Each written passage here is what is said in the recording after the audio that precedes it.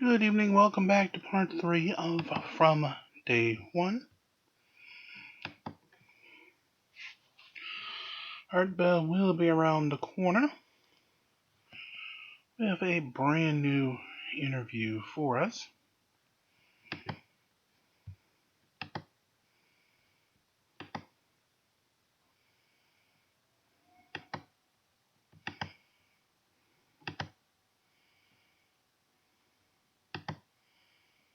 Tonight, we will go with Todd Robbins, Master of the Macabre.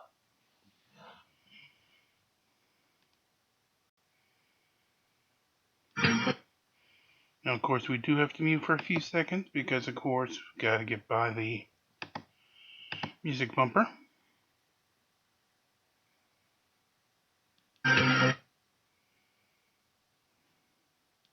From high desert and the great American Southwest, I bid you all good evening, good morning, good afternoon, wherever you may be in the world's 25 time zones, covered like a warm blanket by this program, Midnight in the Desert.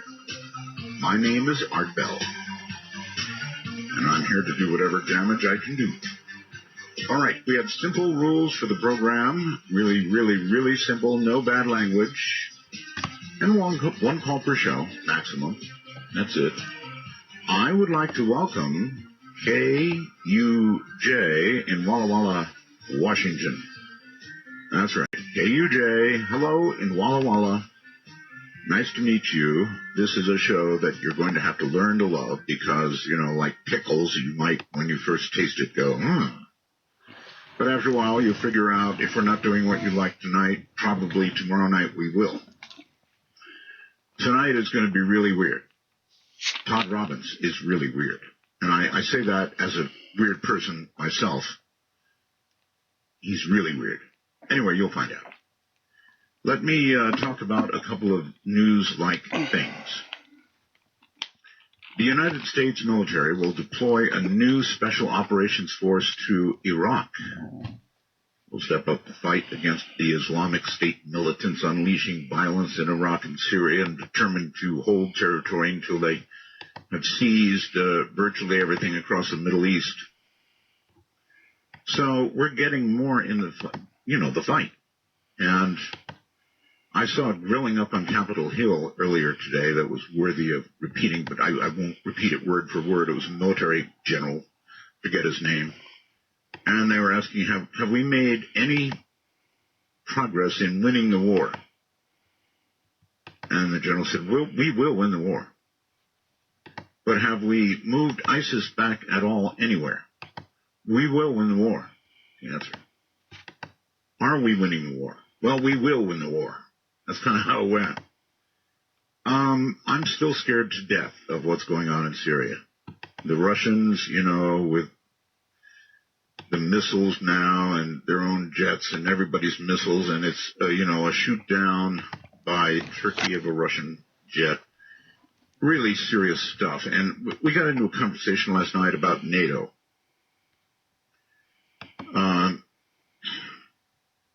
And today I got a whole bunch of, I guess, kind of disturbing emails in a way, to me anyway, my age, I guess. And everybody said, oh, don't worry, Art. World War III can't start over there. Look, if Turkey did something stupid, the U.S. would pull out of NATO before they ever did anything. Well, you'd be surprised, I think, those of you of middle age, how many of those I got. NATO's going to dissolve. You don't have to worry about NATO. NATO is a treaty organization, and basically, skipping through all the legalese, it says, if you attack one of our NATO partners, as in Turkey in this case, it would be the same thing as if you dropped a nuke on New York. And everybody in NATO would respond in kind, and that has kept the beast at bay. But our younger generation, they don't know about NATO. We better get them educated about NATO. Or could they be right? I thought about it. Well, yeah, maybe we would not go to war over Turkey. which means we would not keep our NATO promises, which would mean that once that happened, NATO would indeed, as they point out, dissolve, and the United States would lose a very great deal of its power and influence in the world, and the great days would surely be behind it, militarily anyway. And I don't know what it would lead to. But some of you parents out there better talk to your children about what NATO is. Oh, no, we wouldn't participate in anything like that. Let me repeat. The rule of law, as it were, or treaty in this case, says that an attack on, say, Istanbul would be the same as a nuke on New York City, requiring a similar response. That's why I'm scared about what's going on over there. But then again, maybe the younger generation is right, and our current president would say, no, pull out now. You know, I don't care about red lines. I'm not going to war over Turkey. Speaking of the president, he is in Paris now talking about the global warming problem and what should be done. He would like the rule of law, in essence, to apply to what is decided, but it seems to me that would take Congress. Trouble in Chicago, of course. Rob Emanuel sought for months to keep the public from seeing a video, the awful one, that shows a white police officer shooting a black teenager 16 times. Little overkill there, huh? It's horrible, horrible. Now, I guess they're going to use more body cameras. I mean, in this case, it wasn't like they didn't have video. They had plenty of video. They just didn't release it, right? The feds now will investigate the Chicago PD. The chief of the PD, the chief there has been fired. Manuel did that, but he may be next. The people in Chicago are not happy campers. And I think that the political body of the chief isn't going to do it. They want Emmanuel. We'll see. All right, turning to things more interesting in some ways, the Anomalist, referring to, I don't know if you've seen it. It should be on my website. It was on my website, but things get pushed down. We found a shot of a dome. To me, it looks exactly like an intelligence built this dome, and I believe they did, frankly. I mean, this is on Mars. You can look. Take a look yourself. You know, I'm not generally amazed at rocks, nor do I try to form things in my imagination about what those rocks are. But, you know, in the case of this dome, what the hell else could it be? It's an intelligently made dome on Mars. Now, that's sort of serious. Anomalist said alien hunters say the structure was built by some ancient civilization on the Red Planet. But honestly, we're going to throw some common sense aside for a moment, and just for the sake of argument, we're going to disagree. It seems they have a sense of humor there. It doesn't look like a man-made structure. It looks more like something organic, in fact. In fact, it looks like a hive. Well, a hive. A hive would imply, if not intelligent design, it would imply instinctual design, at the very least, right? So, if it's not up there, Keith, please put the dome back, the Mars dome. It's just too perfect. I just cannot believe that that occurs in nature. Nor should it occur on a planet without, to speak of, an atmosphere. Okay, again, welcome. KUJ in Walla Walla, Washington. Glad to have you on board. Coming up in a moment is Todd Robbins. And he is a New York City-based performer and creative artist who has spent decades now specializing in arcane forms of popular entertainment, offbeat amusements, and intriguing deceptions. Throughout his life, he has been immersed in the dark worlds of sideshows, magic, con artists, and seances. In addition to being a featured performer, Todd has often been called upon to speak as an authority on, well, all things unusual. Yeah, that would be us, right? And has been a consultant on numerous TV shows and movies. He has appeared on more than 100 shows, including Masters of Illusion, The Tonight Show with Jay Leno, The Late Show with David Letterman, 1,000 Ways to Die, which I'm embarrassed to say I watched many episodes of, The Good Morning America, currently host of True Nightmares on Investigation Discovery, a show presenting bizarre true tales of mayhem that all have an erotic twist, possibly one that could, well, happen to you. So, Todd Robbins is very weird. You have no idea how weird, but you will. Do you know anybody who eats light bulbs for real? Eats light bulbs for real? Crunch, crunch, crunch. Okay, again, during musical bumper, we'll be right back with them. Here in just a second.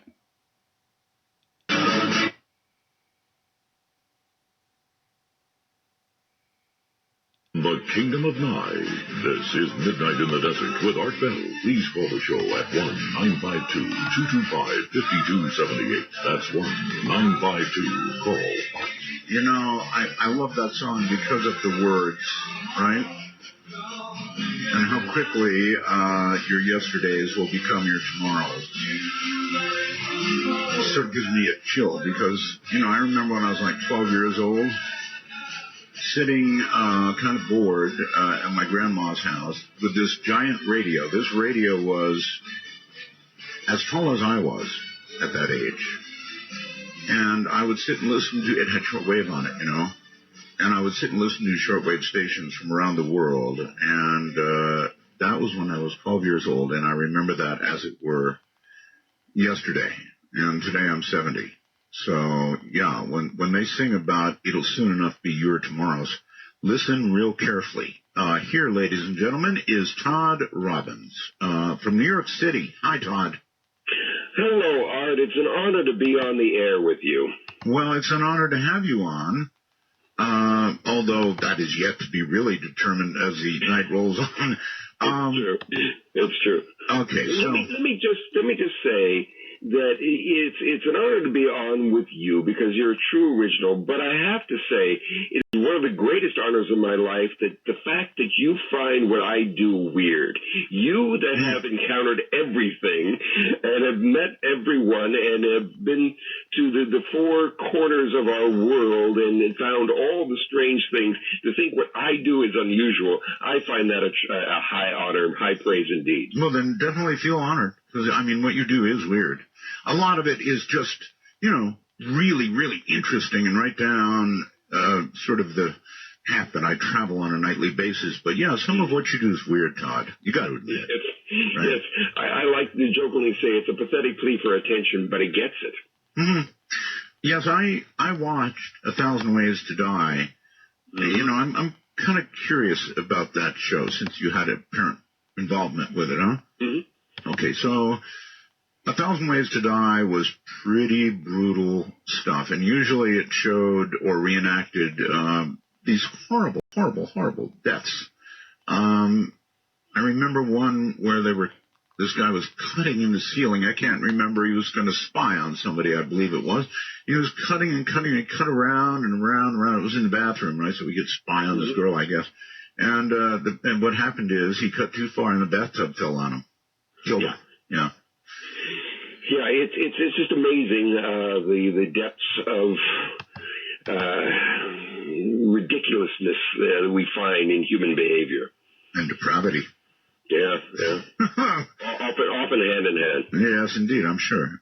So you are originally from Southern California, is that right? Yeah, that explains why for a lot of people, why I do the unusual things that I do, but it goes a little further than that. I grew up in the Long Beach, California area, kind of on the outskirts of the town there, sort of on the border with Orange County. And Long Beach was a mixed town. It had, the downtown area had kind of seen better days. And it sprawled into the former farmland. The reason it was called Orange County was because of all the orange groves. I know, but who moves from Southern California east to New York? I mean, you, obviously, you did. I did because, that was part of it. In growing up there in the suburban area, it was exactly what my parents wanted. They grew up in the Depression. They fought in World War II, and they were looking for pleasant. They were looking for something that was clean, it was safe, it was quiet. It was, the American dream. It was what they had fought all their lives for and dreamt of, and they had it. And growing up there, it was pleasant. It had everything you could possibly want except character. Everything was sort of manufactured, and the lawns were all manicured, and the landscaped, and then the houses were all uniform, there's a reason that out of this environment came things like grunge rock and excessive drug use. For me, I didn't turn in that direction, but what happened was I was just always interested in kind of older things, the things of the past that people had forgotten about and sort of discarded. And what happened was I was fascinated by old show business. I would often have bronchitis when I was a kid growing up and would stay at home, and the local stations played these wonderful old black and white movies from the 30s and 40s, and they often repackaged some of the silent films and put a soundtrack and sound effects to it. And so I ended up growing up, watching Charlie Chaplin and Harold Lloyd and Laurel and Hardy and W.C. Fields and the great comedians and all the great classic films. And I just found this more interesting than what was coming our way at the local multiplex. Hey, look, it's more interesting than most of what's going on radio today. Oh, yeah, very much so. Very much. I mean, listen, when you get on the radio, because, this is the medium of the imagination. You're painting word pictures in the minds and hearts and souls of people as they're listening. I know, but a lot of that's gone, Todd. It's gone. It's true. It's true. Replaced by formatic radio. Everything's the same. Anyway, so you went from... Well, I'll tell you what, the real turning point was when I was about 10 years old. A magic shop opened in our neighborhood, a little strip mall, a little dingy strip mall, and I went in there. Had never been in any place like this, and there were these shelves filled with unusual paraphernalia that were specifically designed to deceive the senses, to create illusion, and I just found it was great. And I would go there on Saturday afternoons and take magic lessons, learn sleight of hand, and buy tricks there, and I'd hang out. The thing I enjoyed most is it was almost like a little clubhouse. There were a bunch of old-timers who used to hang out there, and they would sit and do card tricks for each other and smoke unfiltered Camel cigarettes and swap lies. And these guys were ancient. They were like 40 years old. And, here's a kid just kind of just taking all this character in, and it instilled in me a desire to really find real magic in our world. And so I saw all the magic I could. And I would watch all the variety shows, which, the Ed Sullivan and Hollywood Palace, and even the talk shows like Merv Griffin and things often had variety performers on them. And I would wait to see the magic acts. And then I would see whatever I could live, and a carnival came to our neighborhood. And there on the midway between the rides that had been improved by bribe safety inspectors and the games you couldn't win, there was this large white tent with colorful banners out front that depicted strange, unusual people doing remarkable things. It was the sideshow. And there was a guy standing out front, the outside talker. People call him a barker, but the correct term is outside talker. And he would literally talk people into seeing the show, buying a ticket and come in. And one of the acts he was talking about and pitching was the magic act. So I went in to see the magic act, and it wasn't that impressive, but the guy swallowing a sword, someone eating fire, someone lying down on a bed of nails. These things captured my imagination because this was all real. There was no deception here. The sword was real. The fire was hot. The nails were sharp. And it was extraordinary ability beyond the capabilities of the average person. And if you think about that, that's a pretty good definition for real magic. And so I went back to the local magic shop after seeing this and was all excited with all this because I was not only amazed by all this, but I had a desire to learn how to do it. And it turned out one of the guys had worked in a sideshow, and he could teach me how to eat fire. And I learned that, And I also learned a wonderful act called the Blockhead Act, which is the ability to take a large nail and hammer it into the center of your nose, right into the nasal passage. And, my doctor said I needed more iron. And I learned how to do that. And I also wanted to learn all the backstory. I wanted to know where he learned it and where it came from and all that. So I started Can I stop you, Todd? And, sure. I don't even know where to stop you. With the nose thing, for example. Yeah. Okay, so you drive a nail into your nose for real, or is it an illusion? No, it's real. It goes straight back into the nasal pharynx. It goes into the air passage, into the top of the throat. It looks impossible, and it's all based upon principles of anatomy. And since most people slept through anatomy, it seems like a miracle. And if you get it wrong? When you get it wrong, well, then that's all, folks. That's the thing. There's a risk in all of this, and so I was very fortunate to learn the proper technique, because there's many places that nail can go, and there's only one place it should. No doubt. So you have to really learn the technique behind it and learn how to do it from someone who knows what they're doing. It is very much the old style of the mentor and apprentice. It's really how many beginners get it wrong? Well, the sad fact is there are a number of people who have seen me on the internet do it, and along with the other things that I do, and they just decide, I'm going to do it. And I get emails from people saying, okay, I want to hammer a nail into my nose. What should I do? And I say, that you should stop. Because they don't know what they're doing, and they're going to end up hurting themselves. It's one of the reasons I started up a sideshow school in Coney Island many years ago to pass these techniques on so that these traditions are carried on, and they're carried on properly so people don't hurt themselves. Well, it shows how bad I am. There are some people I know that if they were about to try that, I'd say, yeah, cool. Go ahead. Go for it. That's right. Yeah. Well, it improves the gene pool a little bit there. Well, all right. So what is the Magic Castle in Los Angeles? The Magic Castle is a private club for magicians that is in a beautiful Victorian house that's on the hillside there in Hollywood, right above the old Chinese theater, which was originally Grauman's Chinese theater. And right above that, the next block up on the hillside, is this great old house that was started up in 1963 by two brothers who were sort of amateur magicians and had a great love of it. Their father was a magician, and they started up the Academy of Magical Arts. And it is just this wonderful place that you go in, this little tiny room, and there's a receptionist there to make sure everyone is properly attired. You have to wear a coat and tie for men, and women have to be in very dressed up, preferably dresses. But, it's a little more flexible these days.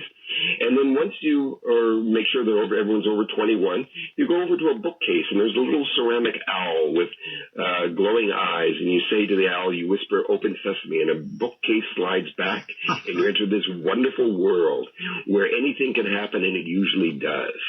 It's been going on for about 53 years now, and it is just an amazing, a wonderful place. There's theaters all over it. There are magicians doing card tricks for each other. There's a little music room, a little parlor where they have a piano. So it's magicians only? Well, it's magicians and their guests. You have to know a magician member to get into the place. So it has an exclusivity quality. Because one would assume that secrets are being revealed. Not so much. I mean, there are magicians that kind of get together in session, which means they'll sit off in the corner and they'll do card tricks for each other and show it, but they don't normally reveal it to the laity, to the general public, because really all magicians have is their secrets of how they create their illusion. Yes, sir. What was the recent movie about magicians? The Illusionist, I believe, wasn't it? Yeah, there was the Illusionist, and also the Prestige was the other one. There were two of them that came out about the same time, about the sort of the Victorian era of magic. So then magicians really are very competitive, very secret, and so forth, right? Yes, because like I say, it is that wall that they insist upon putting up. And when I do magic, I do the same thing, because you don't want to see behind the curtain, because often the illusion is much better than the reality. Okay, so I've got to ask you then about the TV shows that have been on that specialize in doing nothing other than exposing how a magician does what he does. How do you feel about those? I imagine not well. Well, I don't think it has any impact, because the fact is that people don't have a real good reference point for it. I look at those things and I know exactly what's going on, the mechanism behind it, but people forget details, and it's often kind of disappointing. And the fact is that when the Masked Magician special came about 15 years ago, everyone was like, "Oh my goodness, this is the worst thing. It's going to bring magic to," and no one's going to want to see magic. And the irony of it is, the first one got great ratings, the second one got lesser ratings, the third one got far fewer ratings. Before you know, it was all gone, because people really don't want to know. They like a mystery. Oh, you're right about that. They like a mystery. One real quick question for you. Is there any such thing as real magic? That's a whole long topic. Yeah, okay. Well, we're coming up on a break, so you think about how you want to answer that. We'll take the break and be back in about 7. Better mute now before YouTube blocks it.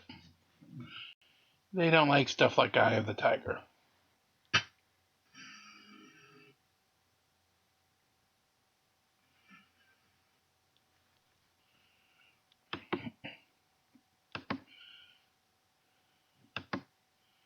What do you mean it ain't completed? It's right there, completed. So we're going to have to wait while it reloads. It will snap the graphic down. Once it does fully reload, we will go back to full screen. The Dazed Devicer. Get your ticket to ride by calling 1-952. Call Art. That's 1-952-225-5278. And I'm serving you up a stern warning. You're going to hear about a lot of things tonight. You know, like driving a nail into your nose, eating light bulbs. Trust me, that's coming up. And a lot of things. You're just going to hear about all sorts of things. Do not try these things. That's as stern a warning as I can think to give. Maybe there's a way to say it. You may die if you do some of these things. That's pretty stern, I guess. Todd, welcome back. Thank you. Yeah, we've got to really say that, huh? Because you get enough thousands or tens of thousands or hundreds of thousands of people. You say something like this, and somebody's going to take that nail and give it a try. Yeah, to a certain degree, but on the flip side of it is, I don't want anyone to give this a try that doesn't know what they're doing. If they're really interested, they need to search out some sources, and then we can get into those later, where they can look if they're really seriously interested. But just there's no flail factor in any of this stuff that I do when it comes to the old sideshow skills. You do it wrong, you end up hurting yourself, and everyone that does it for any extended period of time does end up hurting themselves to some degree. But hopefully, if they have learned properly, it diminishes the danger and the risk. You can't completely eliminate it, but you can diminish it. But you have to know what you're doing. Okay. Right. Well, the craziness. So what I asked you before the break was, is there any real magic? Now, I investigate the paranormal, every aspect of it you can imagine. I have come to believe that a great deal of it is true and some of it's baloney. But if I ask you about magic, have you ever encountered real magic? I've encountered many mysterious things, coincidences, or whatever however you want to define them. But there have been many strange things that have happened through the years that make you wonder. And I love mystery. That's one of the reasons I love this show and have listened to you for so many years, because I love mystery, because it's just things yet to be understood. That's true. Well, how do you define magic? As that? As things yet to be understood? Yes. Yeah, I would. Yes, exactly. Because we may love a mystery, and people want answers, and that's where the problem comes in. when you settle for easy, comfortable answers that feel good, but might not be true. And there's a number of people out there who will be more than willing to deceive you to take your money on many levels, and provide you with answers. And that's where we get into a whole area that you kind of scratch your head and say, why are people believing this stuff? I say it all the time. Yeah, I really do. But I still have hopes and some understanding that a lot of it really, I mean, it is real to the degree that you said that we don't understand it. I've had things happen in my personal life completely beyond, any random chance for happening. They were real. Not many of them, just a few, but enough to know that there's substance here somewhere. Mm-hmm. So, exactly, and that's what keeps me going, is wondering what tomorrow is going to bring, what new discoveries and advancements. And what you're talking about at the top of the show about discovering something that looks like a dome on Mars. Let's find out more about that. There'll be plenty of people who will give you an answer, and you go, okay, and why do you think that? Well, let's find out more. Let's investigate. Let's go further with this. Have you seen it? I haven't, but I'm going to. I'm going to take a look at that as soon as we finish here tonight. Okay, so you don't have a computer in front of you right now? No, unfortunately I don't. Okay. Well, you're a very rare American. Almost everybody else. I do have a computer. It's just not right in front of me. I'm here in the living room because I want to be nice and comfortable and enjoy this. Good. All right. So this Magic Castle, apparently there's a ghost in the Magic Castle that plays the piano, does even request occasionally, that kind of thing, a ghost that plays the piano. Now, that's the illusion that they create. Her name is Irma. The story they tell, and it's always a good story, that there was a family who lived in the house that hated music except for this one daughter, and she would go up to the attic to play the piano that they had sort of thrown up there and hidden away. And when the Magic Castle was open, they found that old piano up there. They brought it down, and we're going to have someone to play it. But they discovered that the ghost of Irma, who passed away many, many years ago, is more than happy to come down and play requests for people. And she, you walk in there and say, Irma, it's so good to see you. How are you feeling tonight? And Irma plays, I feel pretty, oh, so pretty. And, oh, you seem to be in a good mood. Yeah. And she'll play Making Whoopee and say, oh, well, who is it on the other side that you're getting your ectoplasm with? And she plays, I'm just wild about Harry. And so it's fun that way. It's a lovely, lovely thing. Yep, sounds like fun. All right. Now, my producer, when she got hold of you, she told me, Art, Todd Robbins eats light bulbs. I said, yeah, right. I said, Heather, those are made of, some sort of sugary substance, just like the windows in movies that break so easily and look like they're real. Candy glass. Candy glass, that's right. And she said, no. Todd actually eats light bulbs. Yeah. I said, you mean like a Philips or a GE standard old 60 or 100 watt light bulb? She said, yes. I said, I actually said, I don't believe it, Todd. Well, it's true.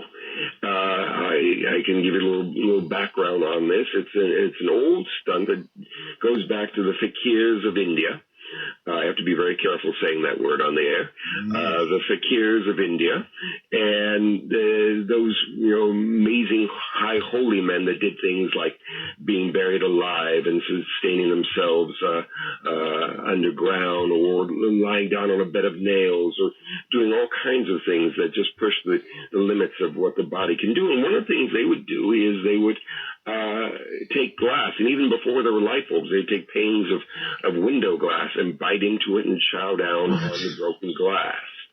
And this is something that in the early 19th century, a troupe of, they used to refer to them as Indian jugglers, but not jugglers in the modern, what we think of jugglers, but they were these performers that were doing things different than traditional sleight of hand magic.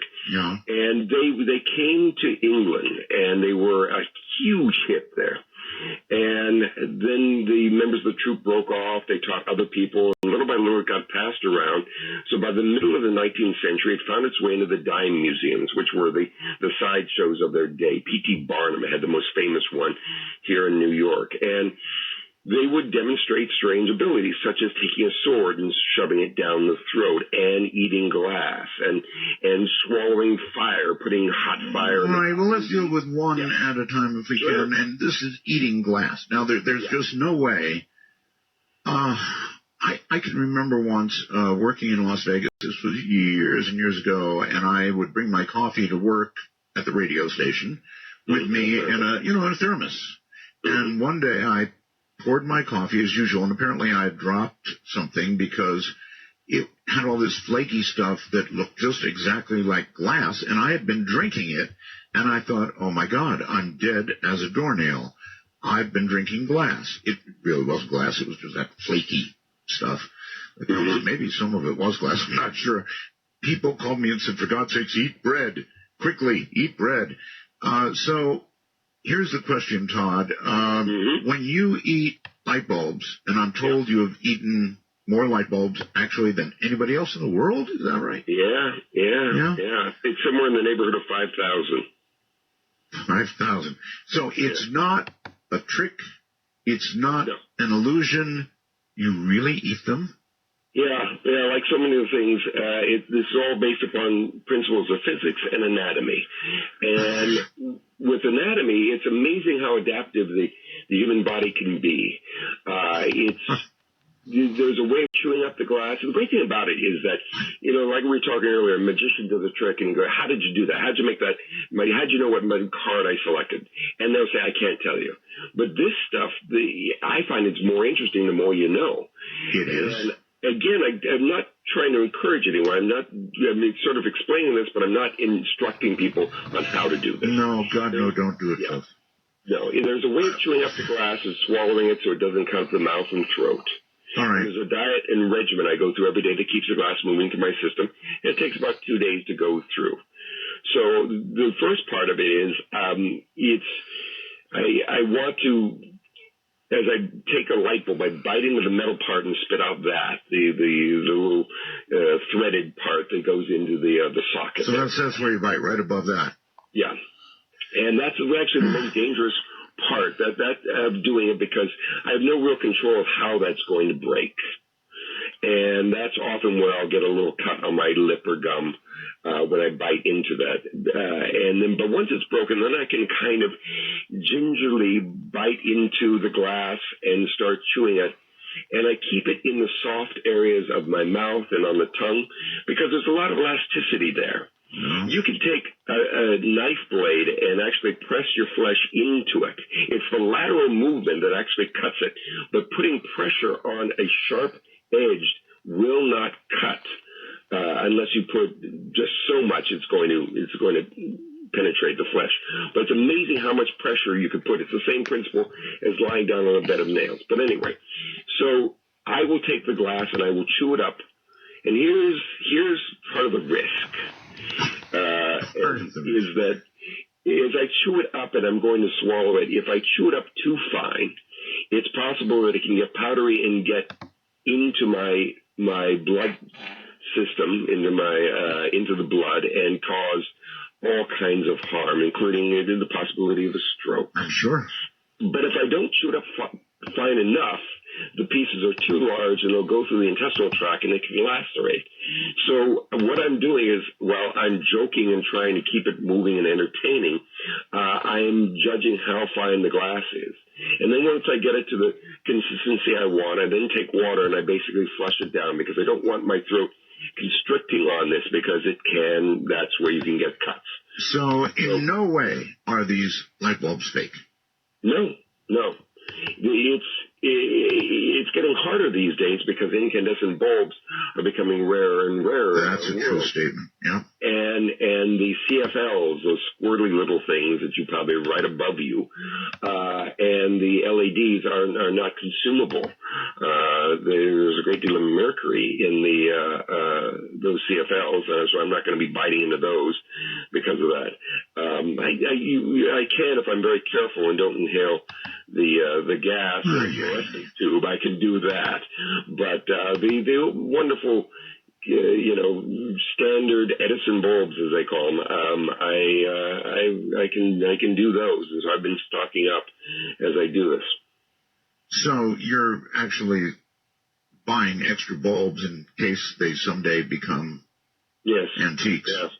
And the irony of it is you can still get them here in New York, but they're now being manufactured in Mexico and places like that because they can't do them here. There is actually a company that still has received approval to do so because they're still needed in certain areas, certain trades. They need incandescent bulbs. They cannot use the CFLs or LED bulbs. Well, originally I didn't like the new bulbs because they didn't provide a nice warm light, but of course they've got that solved now. So, the days of incandescent probably are numbered. Yeah, I think so. However, theoretically, you have to be careful with disposing of these because of that mercury content. And thousands of these are going to our landfills. And the question is, someone said, well, there's more mercury in the air that comes out of the power plant. We'll go, well, okay, but that doesn't discount the fact that these bulbs have mercury in them, and they're going to our landfills, and they're breaking under the pressure of all that trash. And what is that going to do down the road as that starts to seep in? Is that going to lead to the zombie apocalypse? I don't know. I don't know. So to bring back the incandescent bulb. You're unlikely. You're trying to keep the art of the sideshow alive, and that is what you do, and that's got to be pretty tough in this day and age. You've got to almost transfer what you do, I don't know, to the internet, or how do you do it? How do you do it? The fact is, the sideshow, in its natural habitat, which was in circuses and in carnivals and amusement areas like Coney Island, is all but dead. There is a sideshow out in Coney Island. It's a not-for-profit performing arts group called Coney Island USA. There is the Venice Beach Freak Show, a little wonderful storefront operation in Venice Beach. It had its own reality TV show a while back. But the carnivals aren't carrying sideshows anymore. Circuses no longer have them because the old days, people would spend, it was the highlight of their year in the rural areas around the country, that when the circus came to town, there'd be the parade in the morning, and they'd all follow it out to the lot there. They'd watch the tent go up. They'd bring on lunch, and they'd watch them, feed and exercise the animals, and then they're there, and they need something to do, so there'd be some games, and then have a sideshow, which you'd see before the main show, and that would have the guy swallowing the swords, and the fat lady, and the tallest man in the world, the smallest woman, and so on and so forth. Strange, unusual people, and it just was. It was something unusual. It was something beyond your everyday life. It was extraordinary, and that's all gone now because you can find this on the Learning Channel. Any given night is a freak show, and so it comes into your living room now. You don't have to wait for the circus to come to town. I mean, that's why I said you're weird. You eat light bulbs, so that makes you extra weird. And for those of you who doubt for 1 second what I'm saying. I'm telling you right now, go to artbell.com, click on Todd Robbins, and then you're going to have the opportunity. Actually, you don't even have to click on them. You're going to have you do. You're going to have the opportunity to see a video. It lasts about how long, Todd? About 2 minutes or so. No, it's actually 5 minutes and 34 seconds. 5 minutes, okay. Yeah, that's right. There you go. In this, without any question whatsoever, they show Todd eating, I believe, a 60-watt standard light bulb after it's been plugged in. I used to eat 100-watt bulbs, but I'm on a diet now. Yeah. You heard that one. The joke. Yeah. Right. But you absolutely do it. Now, a few questions. You mentioned the consistency, and I'm wondering, how do you know that all the pieces reached the consistency that you must have to survive this before you swallow it? That's the second part of it. I want to make certain that when I talk about diet and regimen, there are things I do every day that kind of like what? All my intestinal tract happy with fiber and a little lubricants and things like that, so that everything keeps moving. Because I don't want anything to stop on its way. No. I don't want anything down there. No. Doing it. I want it all moving along. Yes.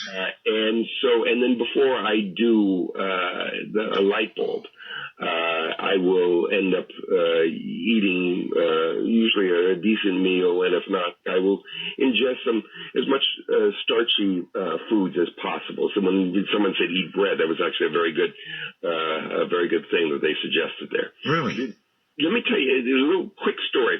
I was doing a show about the sideshow off Broadway in New York about a decade ago. It was called Carnival Knowledge. And it was about my experience working out in Coney Island and the love of the sideshow and the history of it.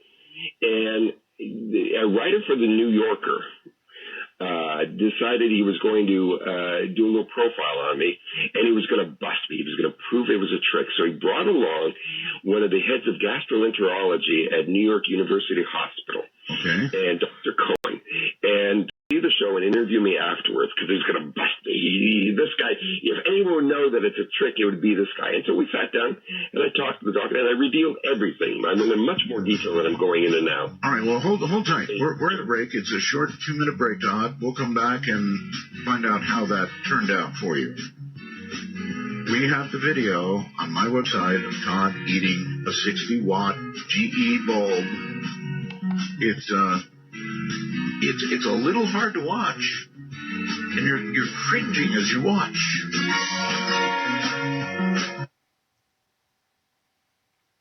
And we're into break. And we'll actually leave them there, so you're going to have to come back to hear that story about the gastroenterologist tomorrow on part 2 of the interview.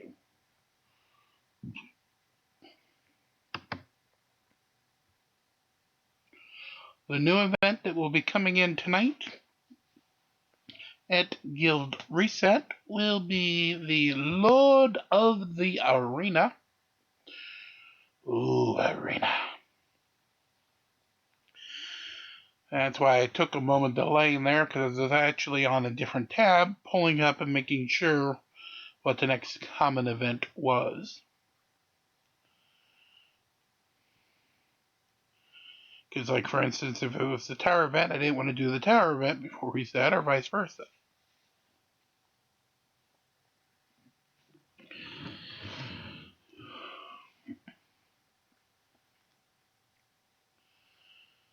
Alright.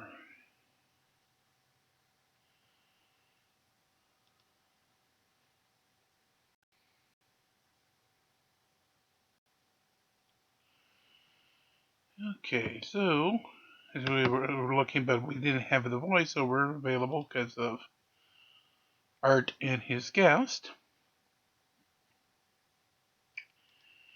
Today's current elemental season items. If Nexters will allow it to load.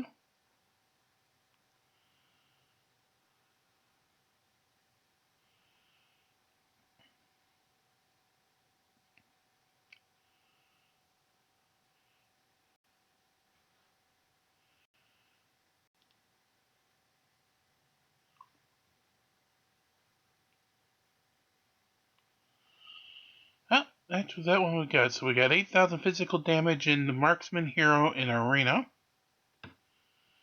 Still got 9 first skills of heroes in the arena.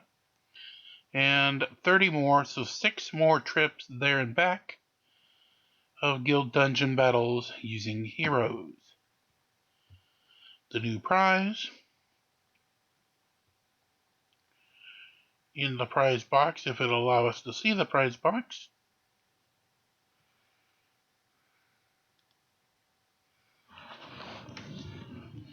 Here, prize box, prize box, prize box.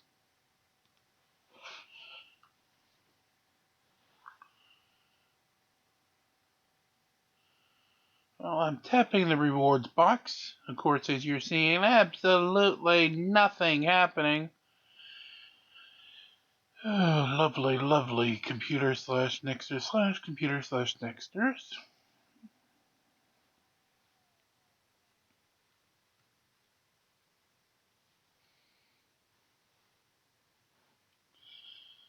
And we've lost full screen ability. But at least we do have what the rewards screen is.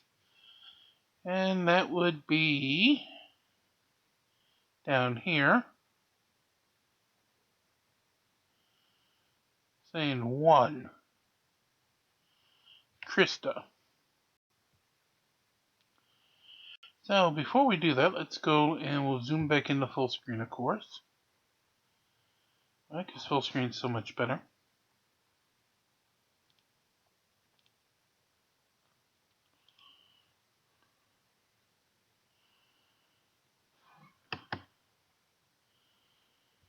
And let's see if we have Krista.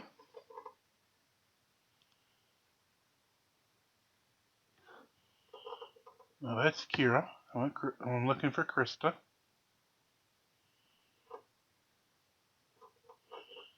Quiet Pet. Here, Krista. No, that's Karth. That's Kai. Okay, so we don't have Krista at all. Well, if it's saying 80, should maybe summon at a 3-star.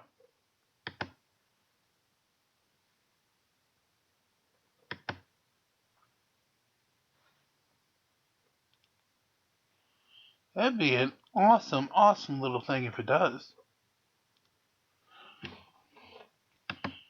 Alright, let's go grab our little Krista then. And while we're doing that, I do have just a little bonus material to fill in because of Art running a little short today. As we grab Krista here. We have ourselves a Karen from part 2. Here she is. Slaps the security guard at a location and then goes and immediately tries to play the victim.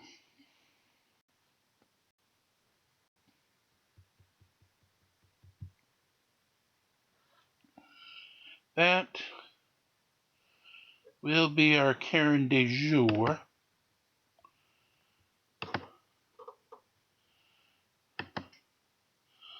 Of the bonus. Well, we get a fight going. We'll actually do a full fight. Try to get our shield. While that's loading, give me a few seconds and I'll try to get the Karen queued.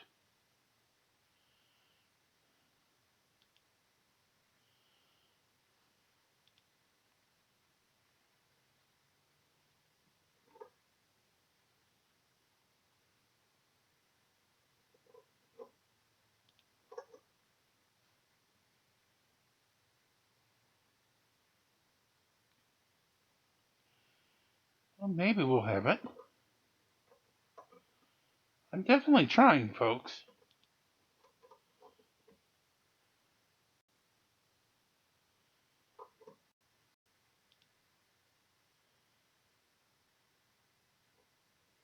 Gotta go, but you gotta go. You gotta go. I ain't gotta make you. Hey, I don't work for his company. I can't make you. I can grab you by the neck and slam you. What the fuck is you doing? What you doing? What's wrong with you, bitch? You a security guard? Get your ass out of here. No security guard. Yeah, you bitch ass. Yeah, that's why your ankle hurt too, don't it? Stupid motherfucker. Yeah, I'm a white shot. I'm gonna kick you. Wing shot. Yeah. Wing sap. Oh, two handicap.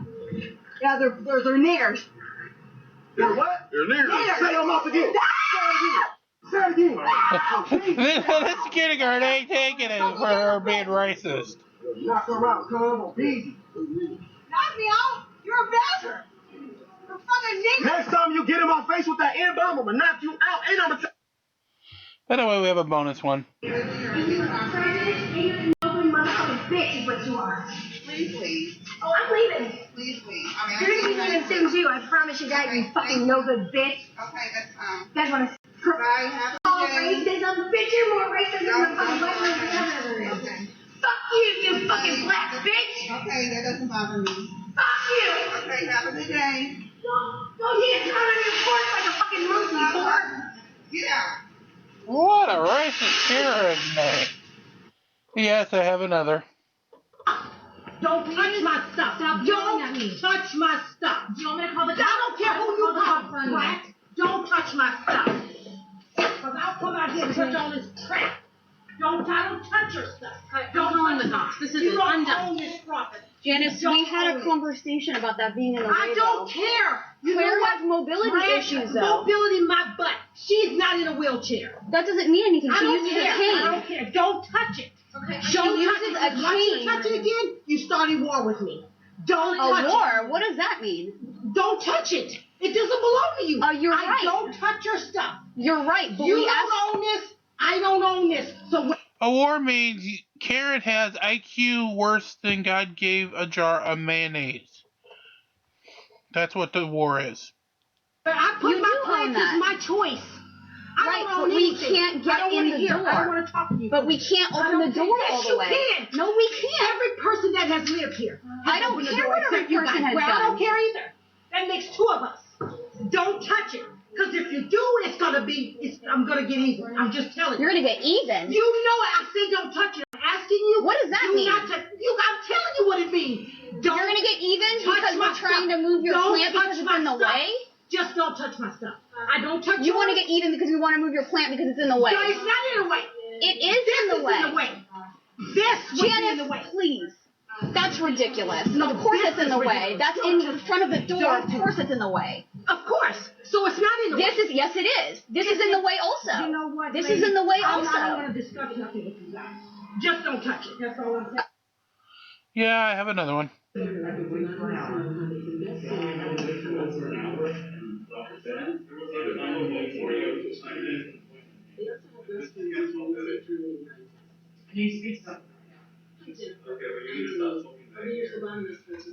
She's at a medical center. The guy's asking her to sign in. I'm not being rude. I am not being rude. I am actually using this to control my autoimmune disorder. And have you not kept me waiting? I need to speak to someone right now. I need someone right now.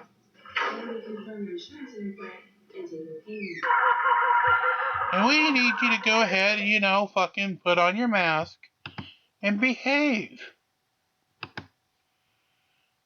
Like, behave. And Krista will get leveled up here. Doom, doom, doom, doom, doom, doom. Chains of Frost.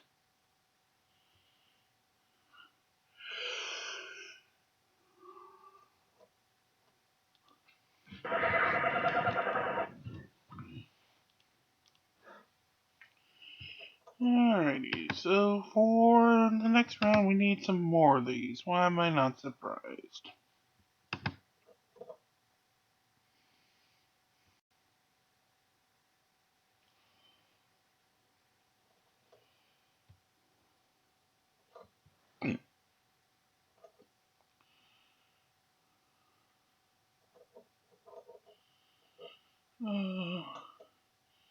There we go.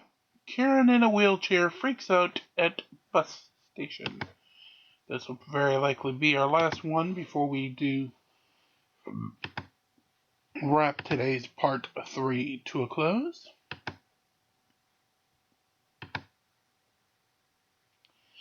And we need level 12.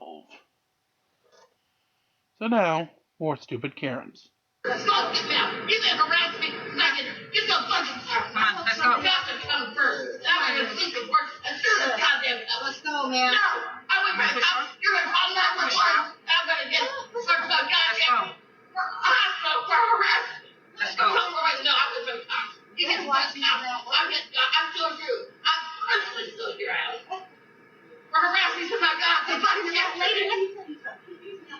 We live in law outside. Oh, is that another threat? With the Greyhound bus? Another threat? Two threats for that one and that one? Oh, I don't think so. I'm going to get a free ride back to Fort Lauderdale on this. Not from here. Oh, watch me. It's comes here. Watch me. Karen, pay for your bus ride. Watch me, troublemaker. Watch me, black African-American troublemaker. Okay, stop being racist. I got it. Listen. Let's go. Let's go. Oh, you get the cops. Let's go. You get the cops here. Let's go. You get the goddamn cops. Come on. Oh, no. I wouldn't know her. Oh, look, she just got out of the wheelchair. You lying sack of shit. You royalist. Each and every one of you are rascals. Oh, no. You're in the goddamn fucking house. I know. You're going down. I know. Oh, you're going down. Big time, you're going down. Go to Orlando. Oh, yeah. Get the cops. Get 911 here. You get I have- the I have OPD, and I got it at what she was saying. So trespassing. yes.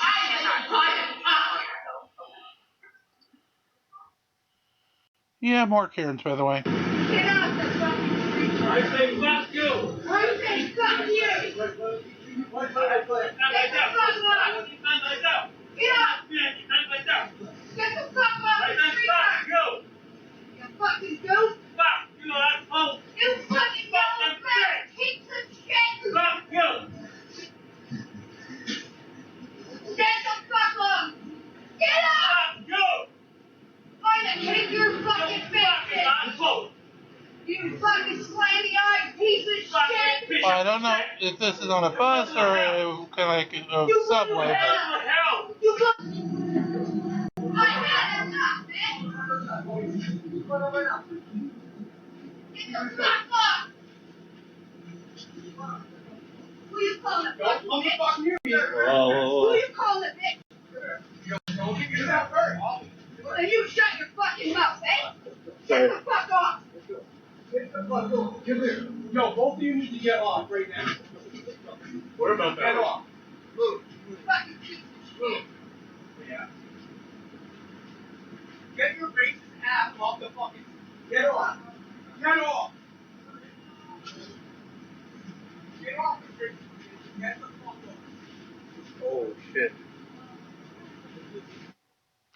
yeah, and I have a bonus more on Puerto too. Rican, and you only want Puerto Rican business. So that's Just to let you know, I'm recording I'm you. gonna make a Just to let you report. know, I'm recording you and recording your racist comments. Yeah, go ahead. Okay. Go ahead.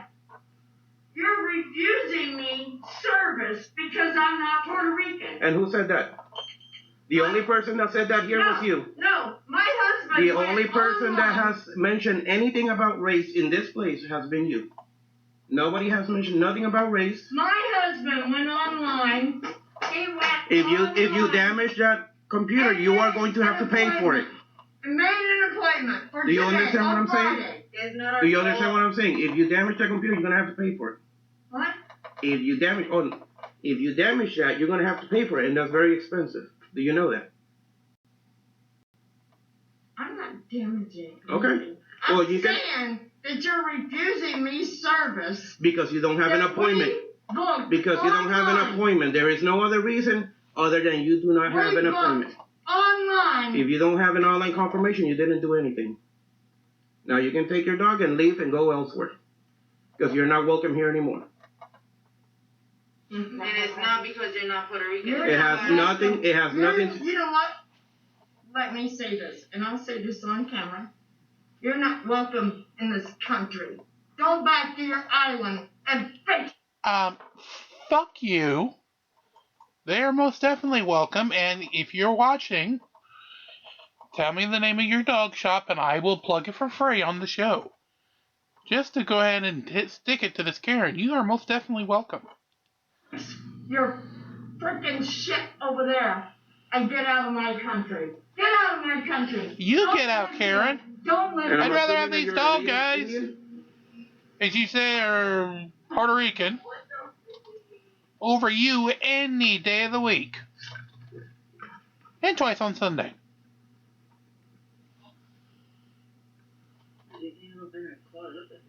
And she can't even get into her own car. Jesus. That is just like the poetic and icing on the cake. Yes. She's having trouble getting into her own car. The little electronic key is not wanting to open. And that is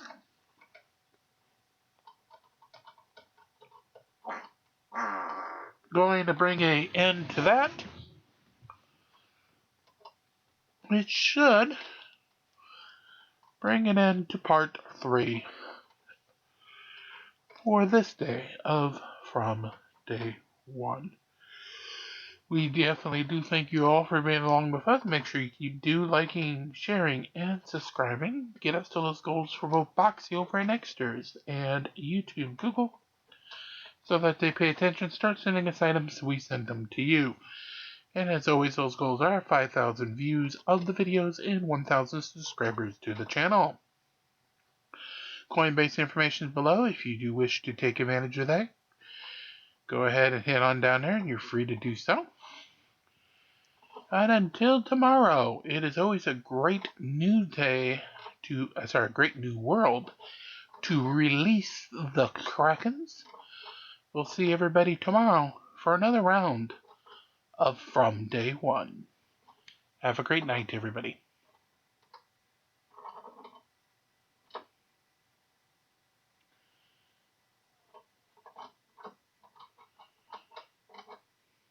And as always, like, share, and subscribe. Don't be like a Karen. Like, share, and subscribe.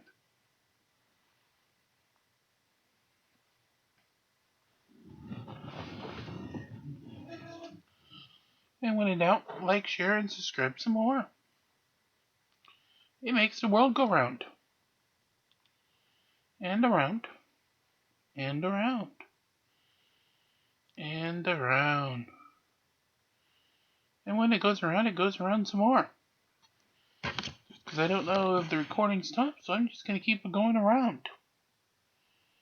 And around. And around and around and around and around. And did I mention going around? Yes, I think I did. Going around and around and around. And it's still going around. It's because it's good to go around.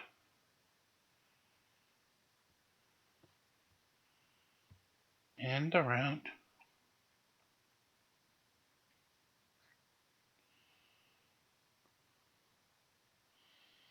And if we're still on and you're still hearing me, just to prove when this was recorded, stats going into day 8 of the January Ball Show in Japan, Tokyo, features Mitanumi Sekiwaki up top at 7-0, one ahead of both Megashira 6 Abi and Yokozuna Teruno Fuji, both at 6-1.